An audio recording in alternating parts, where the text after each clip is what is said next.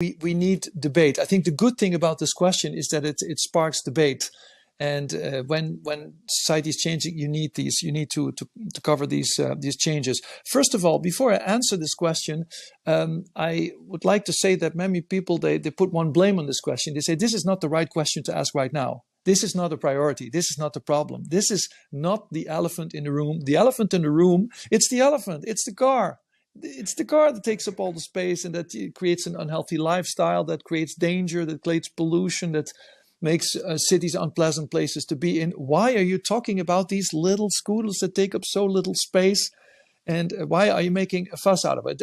That's just preliminary remarks. So, which is indeed true. But the question is raised by the city of Paris. They ask the citizens of Paris, do you want shared scooters or not? That's the question that is asked. So now my opinion on these scooters as such. I personally think there are 3 reasons to say no to that question. Let's stop it. Let's stop these even scooters altogether. It might sound very strange, but I'll explain it. The private scooters as well? Yeah, the private scooters as well. It may sound very radical and strange, but I'll explain this opinion. First of all, it's the danger. Again, it's strange because the car is much more dangerous, but that's another topic, and the city of Paris is also working on that. So now I revert back to the scooter and danger. How come? The thing is that there are several reasons that make it dangerous for the people who are using it. First of all, because of the very small wheels. That makes them very vulnerable because there's many holes in the street, and as soon as you get stuck, there's no way you can stay on the road. You can keep rolling, which is more the case on a bicycle. That's the first reason. The second reason is the distance between the 2 wheels. It's very short. That makes you very vulnerable to tipping. That's a second risk. The third risk is the brakes were not that good in the beginning. That may have been solved because, of course, these companies, they evolve very quickly. And there's another reason, it's that they have a very weak reactivity. When you're on a bicycle, for example, or even on a motorbike, you can quickly accelerate and get you out of situations. The scooters, the electric scooters, they're much more slower. So it's more difficult to save yourself in certain situations. And there's another thing that I don't hear people talking about. It's about indicating your direction.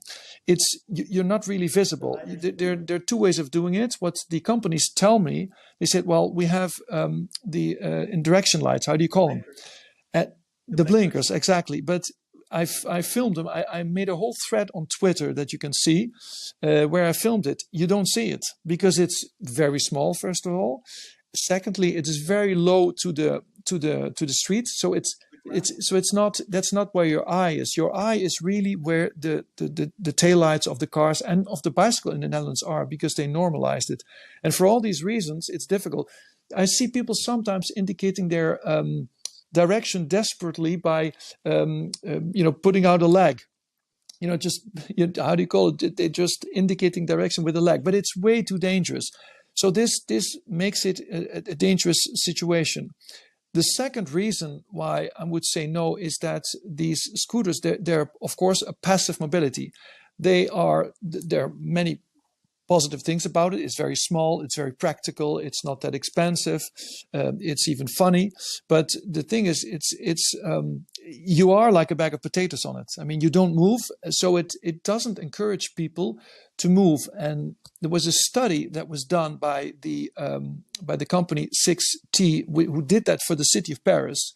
And that looked into this situation, and they found that when you look at all the free-floating services, be it bicycle, moped, or this kick scooter, they found that the kick scooters, as you call them, right, have 1 out of 3 trips they replace a pedestrian trip, meaning that in 1 out of 3 trips, the user would have walked had there not been the scooter, which means that they delete a lot of pedestrian trips. And I think that pedestrian trips, well, it's deleting them is bad for the health, but it's also bad for the city.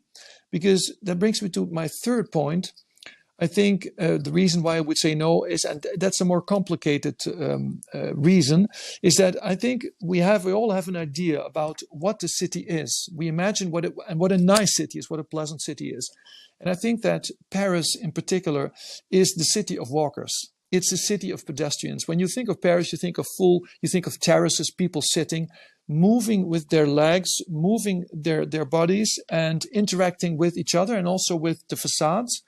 And if you allow the moped or the scooters, it's like if you put a transition from the pedestrians to the fast lane. You're putting it in the fast lane. And then you can say, yeah, but the bicycle is also the fast lane, which is true. But at least people are still moving. And it's also a kind of dignity, even because moving with your body, it's a way of showing, hey, I have a body, it's healthy, I want to keep it healthy, so I'm moving.